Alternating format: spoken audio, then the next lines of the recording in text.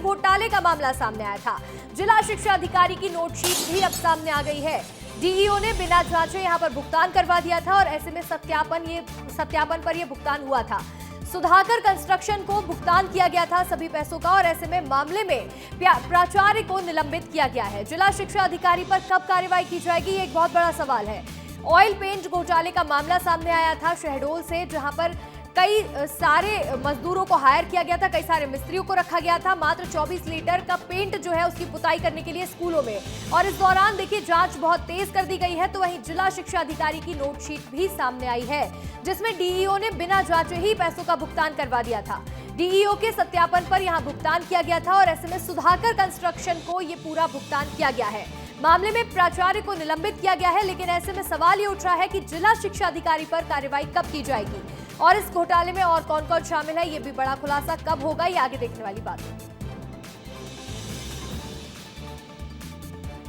देखिए, शहडोल में स्कूल में पेंट करवाने में भ्रष्टाचार का बड़ा मामला सामने आया है। स्कूल शिक्षा मंत्री उदय प्रताप सिंह ने इस मामले में संज्ञान भी लिया है।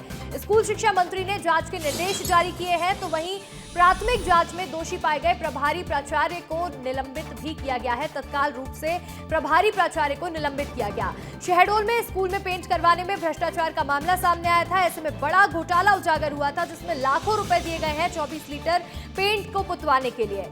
स्कूल शिक्षा मंत्री उदय प्रताप सिंह ने इस मामले में संज्ञान लेते हुए कार्रवाई की है और स्कूल शिक्षा मंत्री ने यहां जांच के निर्देश जारी किए हैं और जिसमें प्राथमिक जांच के दौरान प्रभारी प्राचार्य दोषी पाए गए हैं और इसी वजह से प्रभारी प्राचार्य को तत्काल रूप से निलंबित भी किया गया है। यहां बड़ा एक्शन लिया गया। प्राचार्य के ऊपर भ्रष्टाचार का रंग किस तरह से यहां पर देखिए, दीवारों को पुतवाने के लिए कई सारे मजदूरों को रखा गया था, कई सारे मिस्त्रियों को रखा गया था और करीब 3 लाख रुपए से ज्यादा के पैसों की गड़बड़ी यहां की गई है। प्राथमिक जांच में प्रभारी प्राचार्य को दोषी पाया गया। और चलिए अब आपको ये बता देते हैं कि ये पूरा मामला क्या था। शहडोल जिले की जनपद पंचायत ब्योहारी के 2 सरकारी स्कूलों में 24 लीटर पेंट के लिए 443 लेबर और 215 मिस्त्री लग गए थे।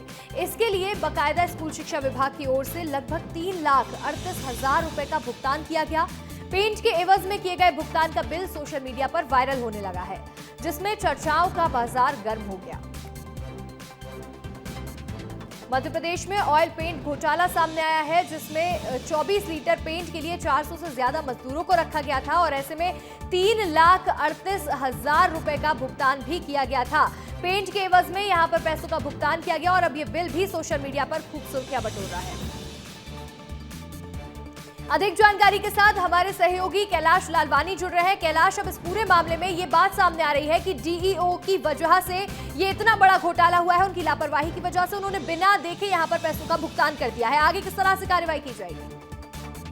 जी अंशिका जी, आपने बिल्कुल सही कहा। इस पूरे मामले के सूत्रधार तो जिला शिक्षा अधिकारी फूल सिंह मरपाची ही रहे हैं और इस मामले में फिलहाल जो अपडेट आया है, सकंदी विद्यालय में बीते दिवस जब विस्तार न्यूज ने इस खबर को प्रमुखता से उठाया तो एसडीएम ब्योहारी नरेंद्र सिंह धुर्वे और विजय सिंह जो डीईओ हैं ब्योहारी के, उन्हें जांच के लिए भेजा गया और वहां पर वो गड़बड़ियां पाई गई जिसे विस्तार न्यूज ने उठाया था। उसके बाद ये पूरी जानकारी कलेक्टर को दी गई है। इधर उच्च शिक्षा मंत्री ने प्राचार्य को निलंबित तो कर दिया है, लेकिन उसके बाद ये सवाल उठाए जा रहे हैं कि डीईओ के ऊपर कार्रवाई क्यों नहीं की गई। एक प्रपत्र भी सामने आया है जिसमें डीईओ ने सुधाकर कंस्ट्रक्शन को, जो दोनों बिल थे वो प्राचार्य ने डीईओ के पास भेजे थे और डीईओ ने अपने हस्ताक्षर एक बार नहीं नोटशीट में कई बार किए हैं।